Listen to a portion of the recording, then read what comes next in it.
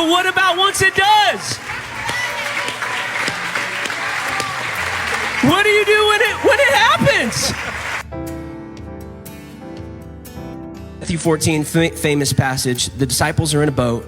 There's a boisterous storm, and Jesus comes walking on the water.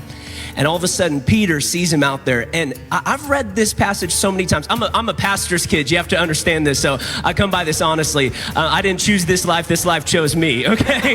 So I don't know anything else. So I've read this passage, and I remember I read it recently, and I could have sworn that it was Jesus who asked Peter to come on the water, but then I realized it was Peter's idea.